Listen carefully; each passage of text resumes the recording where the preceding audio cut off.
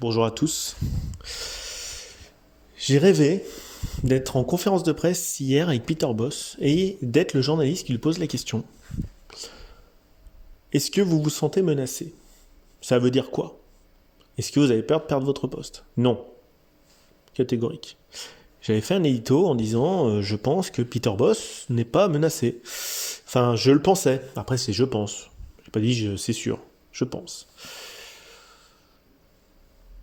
Thomas me dit ouais, pourquoi pas, parce que c'est vrai qu'il y a un changement à la tête du club, et hier, dans le débrief, les copains l'ont repris, j'ai regardé rapidement.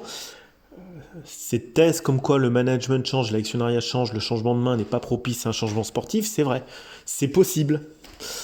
Là, il affirme de nouveau qu'il ne se sent pas menacé. Alors vous allez me dire c'est de la langue de bois. Non, mais je pense qu'il ne se sent pas menacé. Il se sent pas menacé, on n'est que 7ème, on n'est pas très loin du podium, et comme disait Jean-Michel sur son Twitter, en répondant à Ego Guillemets, je crois. Stop au bashing, un chien enragé, on dit toujours qu'il a la rage, concrètement.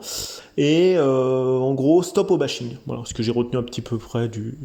Donc lui, il veut faire de la méthode Coué, c'est son job, hein. Tout comme quand il nous avait fait, avant le match contre Paris, avec Coco et Alex. On y repart, on repart. Voilà, avec Coco et Alex, on repart. Tous derrière Coco et Alex. Voilà, je cherchais le terme exact. Et... il nous avait fait, après Monaco, un tweet, parce que c'est son job de communiquer. Et Constant l'avait dit une fois, son job, c'est de communiquer. C'est vrai, il le fait très très bien. Il avait dit, après le match contre Monaco, il avait mis un Twitter d'un échange privé qu'il avait avec quelqu'un, un poète lyonnais, il avait dit les stats ne trompent pas, donc il est sorti les statistiques de frappe au but, je crois, contre Monaco, et on en avait eu 17, bon, très peu de cadrés. Et en gros, ce match-là serait mal goupillé, ce qui est peut-être vrai ou pas vrai. Bon, je suis pas expert en statistique, Thomas s'y connaît bien mieux que moi là-dedans. Donc en gros, la première fois contre Monaco, c'est pas de chance, les occasions sont pas rentrées au bon moment, même si Thomas avait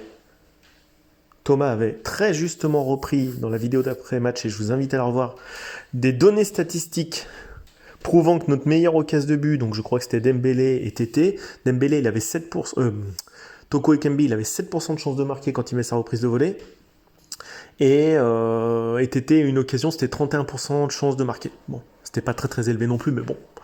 C'est son job, hein, Jean-Michel Aulas, de défendre le beefsteak. Comme Lorient, il a fait pareil. Là, il a fait pareil. Après Lorient, je crois que c'était après Lorient, il disait avec Coco et Alex, on repart tous derrière Coco et Alex.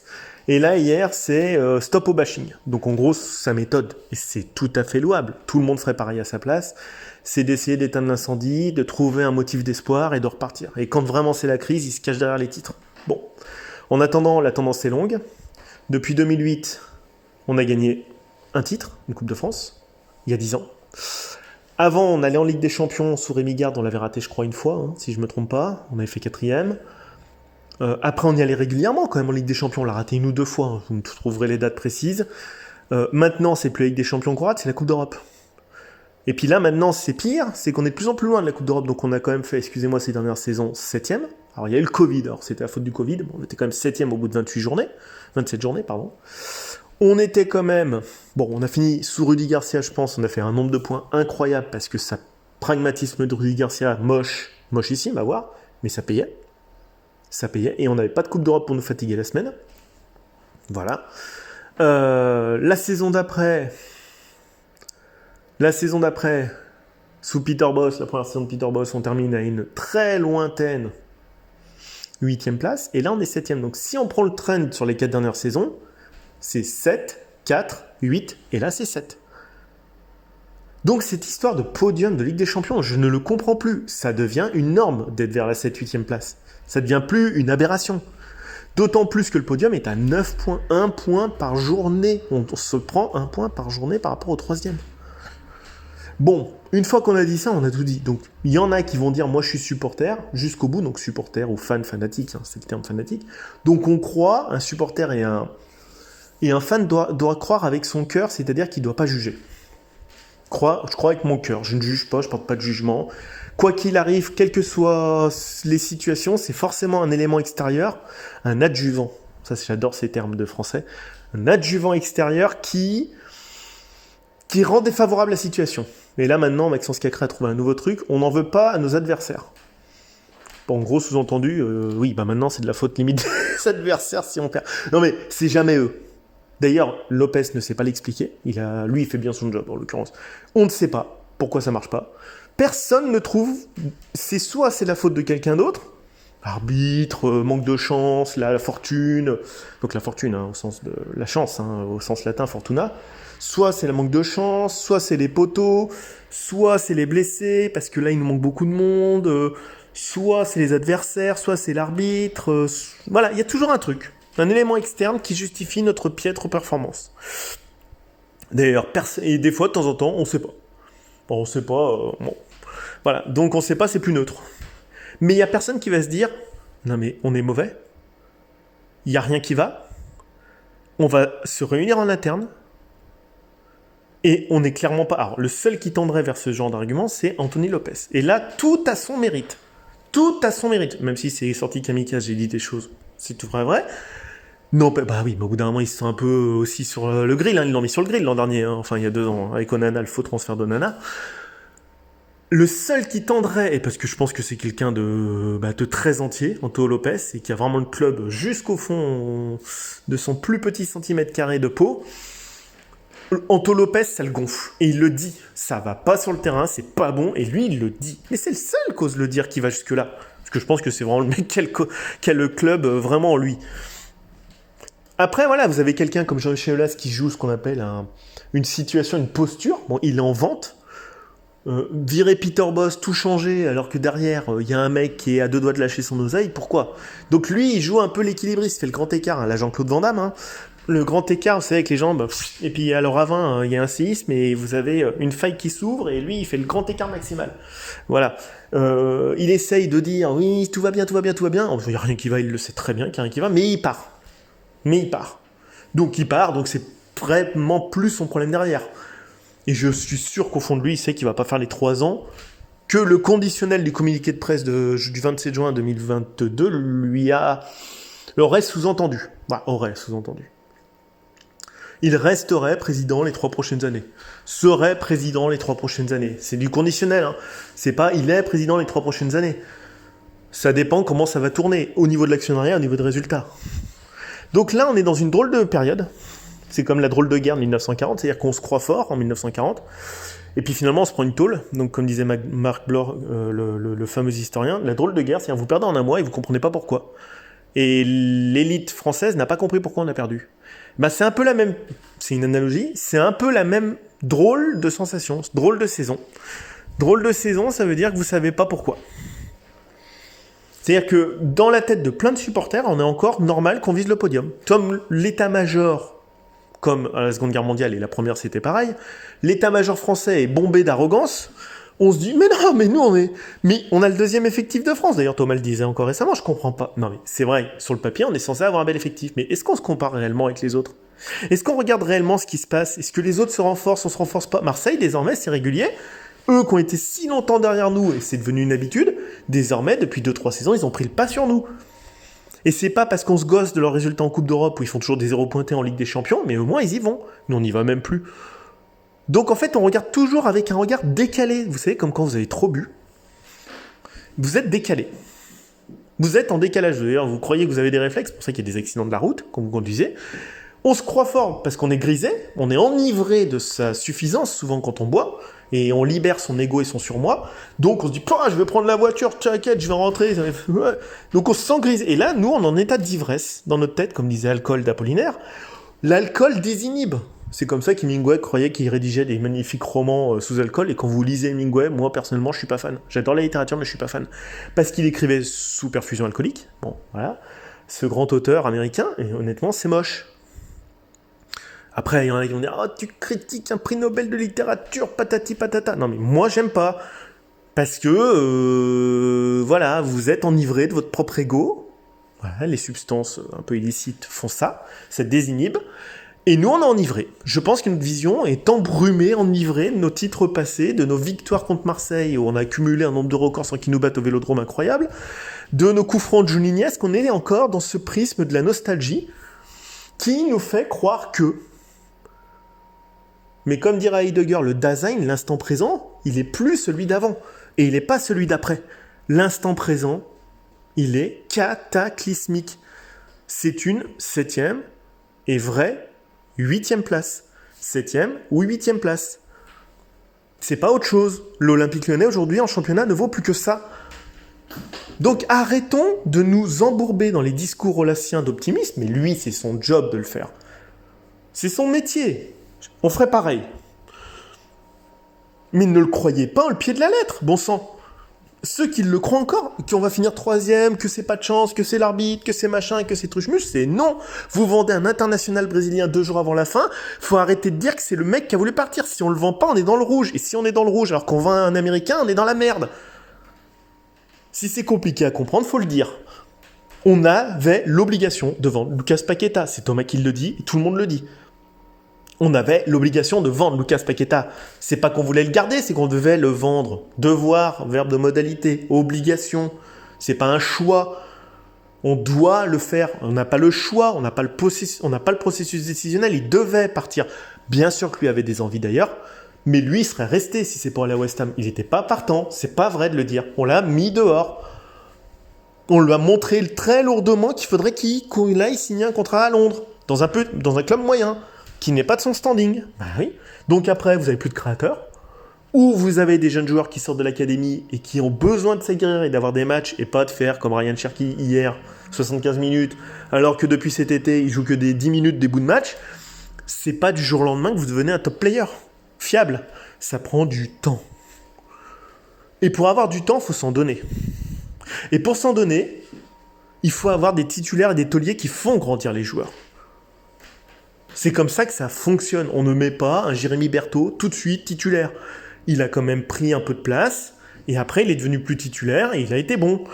Mais c'est pas, et après, un contre Milan, il fait une bourde où il donne la balle à Shevchenko, on se prend le but qui nous tue en quart de finale, mais parce que c'était un jeune joueur encore.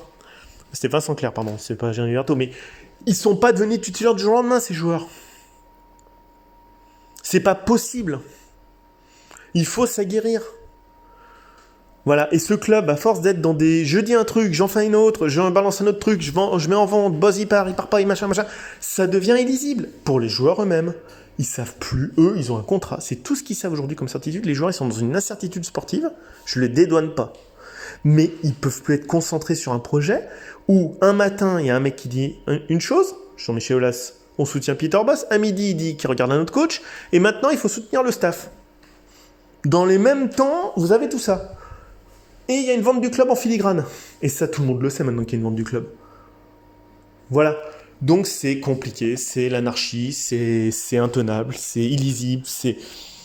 Voilà. Alors après, on peut être supporter et naïf et se contenter de ça et dire bon, c'est pas de chance, et puis bon, on supporte quand même notre club, on va jusqu'au bout, et je le défends, et chacun a le droit de faire ce qu'il veut. Et je me battrai toujours pour que celui d'en face puisse avoir une opinion, même si c'est pas la mienne. Voltaire. Donc vous avez le droit de supporter le club, de trouver pas bien ce que je dis, de pas être d'accord avec Thomas, avec le pessimisme d'un autre, de Constant, de machin, de Truchmuche, de votre voisin qui est supporter de l'OL et tout. Vous avez le droit d'aller au stade, et bien évidemment, vous avez le droit de défendre les couleurs, d'acheter des maillots, de machin, c'est logique, c'est une autre vision. Mais il faut quand même reconnaître aussi de l'autre côté la pluralité de vision. Ça marche dans les deux sens, c'est ce qu'on appelle la tolérance. Voilà, moi honnêtement, Monsieur Textor, il me rassure pas, ça me saoule de le dire, j'aurais 100 fois préféré un mec plus consistant, je le trouve pas très sérieux, dans son approche du club, dans son approche des deals, parce que son deal il l'a planté, c'est pour ça que c'est repoussé, parce qu'il y a un mec qui s'est retiré, il y en a un autre qui est venu. Bon, le club a quand même une montagne de dettes, près d'1 tiers de milliard d'euros, non, mais c'est énorme, voilà, et on nous a dit pendant des années que... C'est ce que je disais à Thomas. Ah, tout va bien, on a un trésor de guerre. Vous savez, le fameux trésor de guerre, tout va bien. En fait, il n'y a rien qui va. Mais comme Ola, c'est un excellent communicant, et contrairement à ce que disent beaucoup, c'est un excellent communicant, parce qu'en fait, il envahit l'espace médiatique comme à Sarkozy. Et à force de le voir, de l'entendre, machin et tout, en fait, insidieusement, ça se met dans votre cerveau, et vous finissez par quand même si vous n'êtes pas en phase, par croire le truc. C'est ce qu'on appelle le Truman Show. Il y avait un fameux film, et Sarkozy n'était pas expert là-dedans. C'est l'envahissement de l'espace médiatique qui fait que vous finissez par croire, même si vous ne croyez pas. Donc, il nous a sorti des trucs, les titres, les machins. Il est très fort, il aurait été un super avocat. Voilà, il envahit le tribunal, il envahit l'espace médiatique. La tribune qu'on lui donne est un écho énorme pour lui, comme plein de politiciens savent le faire. Des grands tribuns, il y en a plein, ils envahissent. Et ils vous enfument. Et l'enfumade, vous y voyez plus rien. Et la situation est très claire. Notre place, c'est 8e. On ne peut plus jouer les Coupes d'Europe. On n'investit plus. Et quand on investit, c'est sur des jeunes de Ligue 2 et on perd des joueurs titulaires au Brésil. Voilà la réalité aujourd'hui du club. On a vendu Guimarães, remplaçant l'équipe du Brésil. On a vendu Paqueta, titulaire en équipe du Brésil. Pour recruter qui? Tolisso, un joueur qui n'est plus en état physique aujourd'hui. Malheureusement, au bout de 9 journées, on peut pas dire. Il y a un souci sportif physique qu'on connaissait avant. Pour recruter un jeune joueur comme Le Penant. Donc perdre Guimarães et Paqueta pour Le Penant et Tolisso dans l'état actuel. Personne au monde ne pourra dire que vous êtes gagnant. Personne au monde ne pourra dire que vous êtes gagnant.